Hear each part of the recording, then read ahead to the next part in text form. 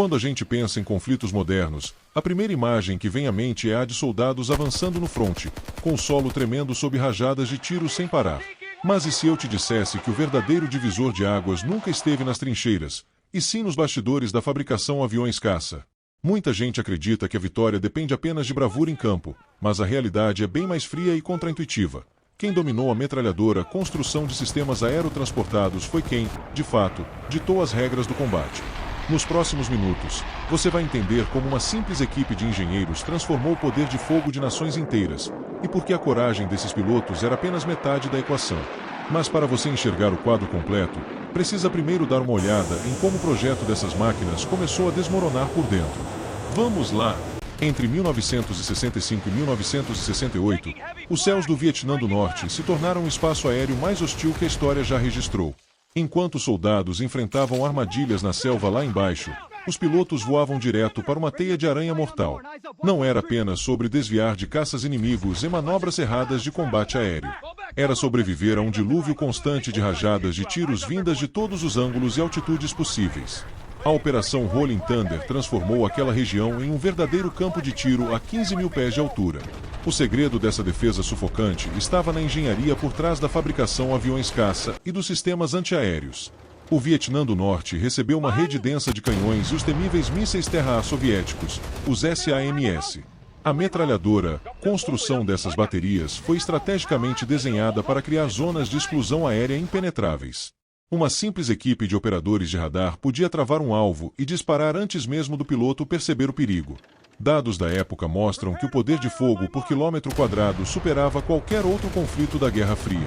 Nesse cenário, a coragem dos pilotos era testada a cada segundo, mas a bravura sozinha não garantia o retorno. Uma falha mecânica mínima ou um erro de cálculo significava ser transformado em uma bola de fogo instantânea. Para muitos, morrer no impacto era considerado um final misericordioso comparado ao que acontecia depois da queda. Porque sobreviver e puxar a alavanca de ejeção era apenas o primeiro passo de um novo e terrível pesadelo. E é exatamente o que acontecia quando esses homens tocavam o solo hostil. Ejetar-se de um caça em chamas era um ato de desespero puro e absoluto. Ao descer de paraquedas, o piloto se tornava um alvo lento e visível no céu. O chão não era amigável, pois milícias locais e soldados inimigos cercavam a área. A metralhadora, construção de armadilhas no solo, transformava o pouso em uma sentença de morte. O silêncio tenso da queda era rapidamente quebrado por gritos e latidos de cães farejadores. O protocolo militar ditava que cada equipe de resgate faria o impossível para recuperá-los. Os lendários helicópteros Jolly Green Giant enfrentavam um poder de fogo avassalador no solo. Muitas vezes, essas missões de salvamento eram, elas mesmas, armadilhas mortais planejadas. Estatísticas da época mostram que uma alta porcentagem dos resgatadores também era abatida. A coragem dessas tripulações era admirável, mas frequentemente insuficiente contra a emboscada. Quando o resgate falhava, o piloto abatido era capturado vivo pelos inimigos no local. Esse momento marcava a transição de um combate aéreo para um inferno psicológico sistemático. A fabricação aviões caça os preparou para o voo, mas não para a brutalidade do cativeiro. Eles eram levados para instalações secretas, longe dos olhos da Cruz Vermelha e do mundo. E é dentro das paredes frias e sombrias da infame Hanoi Hilton que o verdadeiro horror começava. Os pilotos capturados eram jogados na infame prisão de Alor, carinhosamente apelidada de Hanoi Hilton. Longe de qualquer luxo, o local era um labirinto de escuridão, fome e dor sistemática. Cada equipe de interrogadores tinha uma única missão: quebrar o espírito daqueles homens.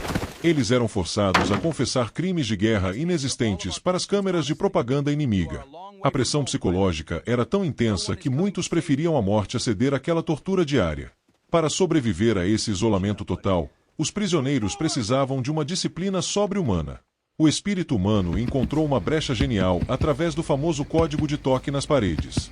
Um alfabeto de 25 letras era transmitido por batidas rítmicas nas celas escuras. Através desse sistema, eles mantinham a moral e organizavam uma cadeia de comando secreta. A coragem de se comunicarem sob o risco de punições severas manteve a sanidade mental deles intacta. Em 1966, o comandante Jeremiah Denton viveu um dos momentos mais tensos dessa guerra psicológica. Durante uma entrevista forçada, ele piscou os olhos repetidamente em pleno código Morse. Analistas de inteligência decifraram a mensagem oculta que soletrava a palavra tortura. Aquela foi a primeira prova mundial de que a fabricação de aviões caça não era o único campo de batalha. Mas a guerra não terminava na prisão, e o retorno para casa traria cicatrizes que poucos conseguiam entender. Em 1973, os acordos de paz de Paris finalmente abriram as portas para a Operação Homecoming. 591 prisioneiros de guerra americanos finalmente viram o sol da liberdade. O abraço das famílias não apagava os anos de espancamentos e privação de sono que sofreram. Muitos soldados que voltaram carregavam um silêncio pesado sobre o que viveram nas celas. Aqueles céus que um dia foram seu domínio tornaram-se um lembrete constante do trauma. As cicatrizes físicas até podiam curar com o tempo e os cuidados médicos adequados. No entanto, as feridas mentais permaneceram como um eco interminável em suas memórias. A taxa de mortalidade e o sofrimento desses pilotos foram desproporcionais e devastadores. Não foi apenas a tecnologia inimiga que os destruiu, mas a crueldade calculada do cativeiro. A metralhadora, construção de suas defesas psicológicas, foi testada além de qualquer limite humano. Apesar de tudo, a coragem desses homens redefiniu o que significa resiliência militar. Eles provaram que o poder de fogo do inimigo não consegue destruir o espírito humano. A fabricação de aviões caça evoluiu, mas a lição mais valiosa veio da resistência interna. Cada segundo sob rajadas de tiros que enfrentaram no passado forjou uma geração de líderes inquebráveis. Agora que você conhece o preço real pago por essa liberdade, resta uma pergunta fundamental. O sacrifício desses homens não foi em vão, pois gerou uma revolução tática sem precedentes. A fabricação de aviões caça mudou radicalmente, priorizando a sobrevivência do piloto acima de tudo. Novos sistemas de ejeção e localizadores de emergência foram desenvolvidos às pressas. Os soldados no solo também receberam novos protocolos para marcar zonas de resgate com fumaça. Cada lição aprendida no sangue serviu para blindar as gerações futuras de pilotos. Foi nesse caldeirão de adversidades que nasceu o famoso treinamento série das Forças Armadas. Sobrevivência, evasão, resistência e escape tornaram-se um novo evangelho para qualquer tripulante. Uma equipe de instrutores veteranos recriava as condições brutais da Hanoi Hilton em bases seguras. O objetivo era simples: preparar a mente para resistir quando o poder de fogo inimigo fosse avassalador. Eles aprendiam a suportar a privação, a desinformação e a manter o código de honra sob pressão. Hoje, quando um piloto enfrenta rajadas de tiros em zonas de conflito modernas, ele carrega esse legado. A coragem não é mais apenas um traço de personalidade, mas uma habilidade treinada e lapidada. Sabemos que a tecnologia pode falhar, mas o espírito humano bem preparado é a última linha de defesa. No entanto, essa evolução toda teve um custo emocional que a sociedade demorou décadas para reconhecer. E é sobre como o mundo finalmente começou a olhar para esses heróis que vamos falar agora. Durante anos, o retorno desses veteranos foi recebido com silêncio constrangedor e indiferença. A sociedade estava dividida, e muitos desses heróis foram tratados como vilões em seu próprio país.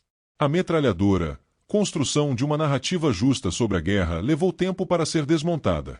Foi preciso que os próprios ex-prisioneiros se unissem para exigir o respeito que mereciam. Eles transformaram sua dor em uma missão poderosa de reconhecimento e apoio mútuo. Com o passar das décadas, a verdade sobre o valor do sacrifício deles finalmente veio à tona. Monumentos foram erguidos e histórias antes classificadas como secretas ganharam as telas de cinema. Cada equipe de historiadores militares hoje reconhece o papel central desses pilotos na Guerra Fria. O poder de fogo que eles enfrentaram é estudado em academias de guerra ao redor do mundo inteiro. A resiliência deles se tornou o padrão ouro para qualquer militar que veste a farda hoje. Olhar para o passado nos ajuda a valorizar a liberdade que muitas vezes damos como certa. A coragem daqueles que sobreviveram ao inferno da Hanoi Hilton é um farol para todos nós. Eles nos ensinaram que a verdadeira vitória não está em destruir o inimigo, mas em não se quebrar. Agora que você entende a profundidade desse sacrifício, é hora de refletir sobre o que podemos fazer. Vamos encerrar essa jornada com uma mensagem que precisa ser levada a sério por todos nós. Agora que você conhece a verdade por trás dos céus do Vietnã, fica a pergunta: o que você faria se estivesse no lugar deles? A coragem desses homens não foi em vão, e cabe a nós, hoje, honrar essa memória aplicando essa mesma resiliência nos nossos próprios desafios diários. Não deixe que essa história se perca no tempo, pois a fabricação de aviões caça pode ter evoluído, mas o espírito humano continua sendo a arma mais poderosa que existe. Pense bem, em um mundo onde o poder de fogo e a tecnologia dominam as manchetes, quantos de nós teriam a força para suportar rajadas de tiros psicológicas e físicas sem quebrar? A história nos mostra que até os soldados mais preparados dependem de algo maior que a metralhadora construção de seus equipamentos. Dependem da vontade inquebrável de sobreviver. Não espere o amanhã para valorizar a liberdade que você tem hoje, porque ela foi comprada com um preço altíssimo. Se esta história real tocou você, não perca tempo. Inscreva-se agora mesmo no canal e ative o sininho das notificações para garantir que você não perca os próximos documentários históricos. Deixe aqui nos comentários qual outro mistério militar você quer que a nossa equipe investigue a seguir. Um forte abraço, e lembre-se sempre, a verdadeira vitória está em nunca desistir.